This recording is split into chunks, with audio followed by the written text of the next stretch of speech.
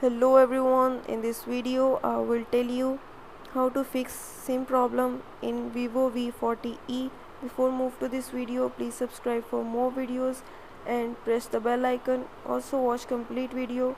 Now let's start our video without wasting any time.